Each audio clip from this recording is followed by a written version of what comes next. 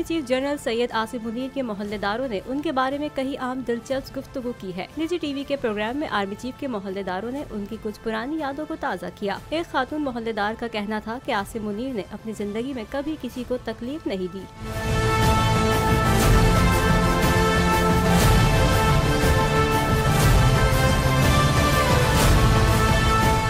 एक शख्स ने बताया कि जनरल आसिम मुनीर क्रिकेट भी इसी इलाके में खेलते थे और बॉलिंग भी बहुत तेज करवाते थे। याद रहे, army chief general Asim Munir का बचपन रावलपिंडी के इलाके डेरी हसनाबाद में गुजरा। उनका ताल्लुक इलाके के मारूफ दीनी घराने से है। आसिम मुनीर का आबाई घर उनकी सादा अंदाज़े जिंदगी का मुँह बोलता सबूत है। उन्होंने कॉलेज रोड पर वाक़े मरकजी मदरसतुल तजवीद से कुरान हिफ्ज़ किया। उनके तमाम भाई बहनें भी हाफिज़ कुरान हैं।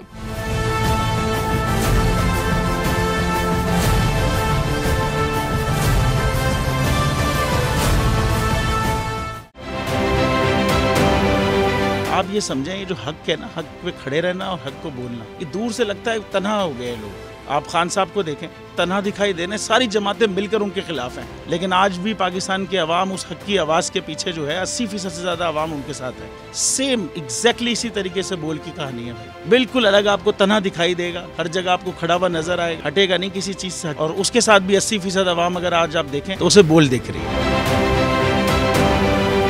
जाली केस है ना, ये हम पे उस वक्त बनाए गए थे जब हुकूमत यही थी, इन्हीं लोगों की हुकूमत थी ना। और ये जाली केस, इनको मैं नहीं कह रहा इस केस को जाली केस, इनको पाकिस्तान में क्या पूरी दुनिया में एक ऐसा शिकायत कुंदा नहीं मिला, एक ऐसा कंप्लेनेंट नहीं मिला जिसने ये कहा हो कि हमारे साथ फ्रॉड हुआ है। तो ये खुद ही बन गए कंप्लेनेंट और ये खुद ही इन्होंने खुद ही इन्वेस्टिगेशन की, उसकी खुद ही तफ्तीश भी की, यानी कि कंप्लेनेंट भी है, इन्वेस्टिगेशन ऑफिसर भी है। और इन द एंड इन्होंने फिर उसके बावजूद ये कोर्ट में जमा कराया कि जी ये केस जाली केस था और इसमें किसी किस्म जो कुछ एग्जैक्ट कर रहा था सब लीगल। ये मेरी बात नहीं है, ये इनके इन्वेस्टिगेशन ऑफिसर की बात। सबसे ज्यादा व्यूज और सबसे ज्यादा रेटिंग के साथ बोल आज भी रहा नंबर 1 पर।